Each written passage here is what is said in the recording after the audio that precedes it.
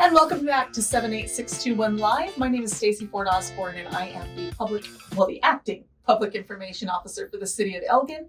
I'm very happy to be here today at the Clever Tiger studio, along with the owner of Clever Tiger, Kyle Smith. Hi. Hi, Kyle. How you doing? Fantastic. Good. Welcome to 78621 Live. We're so happy to have you here. Thank you for having me. I understand that you stood in as an interviewer. I did. How did you like that? that? First that I can recall. That was my first interview as the interviewer. All right. How'd you do? Congratulations. Terrible, I'm sure. I don't think so. I think I'm a little judgmental of myself. But it was great. Heather did fantastic, so Wonderful. she carried it. Oh, well, I'm sure you both carried it. Kyle, just for those of you who don't know, he interviewed Heather Fowler, who's our library services manager here in the city of Elgin. So I watched that interview if you don't get a chance, if you haven't seen it already. So Kyle, tell me about yourself. Tell me what you do here in the city of Elgin and how you started the Clever Tiger. Oh gosh. So this is what I do here in Elgin is the Clever Tiger. Ashley, my wife Ashley, she started the whole thing. It was her idea. I just jumped on board. But back in 2017 is when she started talking about doing it. She thought Elgin needed an art gallery, and so I told her to write a business plan for it because I would be able to just shoot holes in it all over the place and convince her why we couldn't do it. And when she did, it didn't, and I got excited.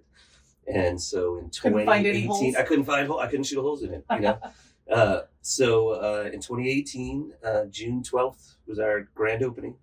We started out on Main Street, and we started off with a few offerings, mostly our exhibitions. We do solo and group exhibitions, of course.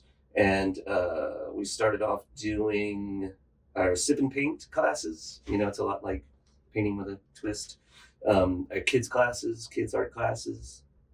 Now we do lots of other classes. We got cake and cookie decorating classes with Kelly from Sweet Tooth ATX. We do jewelry making classes, metal smithing classes, pottery painting classes, anything that we can do as far as a class we'll do. Ashley does private painting lessons. We have this podcast studio that's for rent. People can come in and record their podcasts, make themselves famous. We also, we're in an event space. You can rent the gallery out and have a party. Great. And it's a beautiful event space. Can you tell our viewers where you're located? So we're on Depot Street, 114 Depot. We're right next to Cutbirth Family Dental. That's probably the most recognizable, in between Cutbirth Family Dental and Phoenix Kingdom Acupuncture. Across from the park. Across from the park, yeah. Excellent. Well, it's a wonderful studio. Can you tell us about some of the exhibits that you've hosted? Oh, wow. So when we when we started out, we were mostly, I say hyper local. We focused on getting artists that lived and produced work in this area. So we showed Elizabeth Sullivan, who recently passed. I won't be able to name names because I can't think of them right now. Okay. But we started off hyper local, and we've grown. I mean, we try to show locally, but we don't turn away. We've had international artists in the gallery, but our focus mainly is based on our mission statement, which Ashley also wrote. Being an artist herself, her desire was to promote the artist instead of going along with the whole starving artist theory. So we've always kept our commissions really low, and we've always tried to promote younger artists. So you'll find mostly emerging artists that we show here.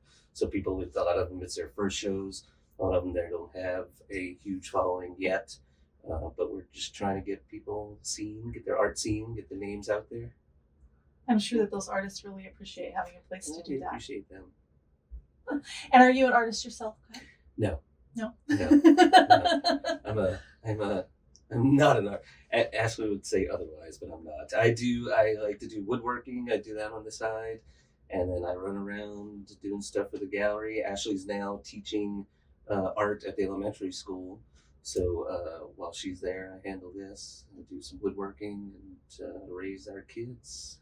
But they're in school now, so they get the days off. And we drag you into the studio so you can do a podcast interview. Exactly. I had the time. Well, tell our viewers and our listeners how they can learn more about Clever Tiger. So the best way is Facebook is probably the easiest to find our events. But we have a website. We're on Facebook. We're on Instagram. Everything is The Clever Tiger. So the website is www.theclevertiger.com. Facebook, Instagram, The Clever Tiger. Stop by and see us. Send us a message. Anything. Great. Yep. And why The Clever Tiger? I should have asked you that first. A lot of people ask that, and I'm not positive on how we narrowed it down to those words. But and this is a story Ashley needs to tell. But Ashley's family owned a zoo, so she grew up in a zoo, and it was Noah's Land in oh my God, where was it?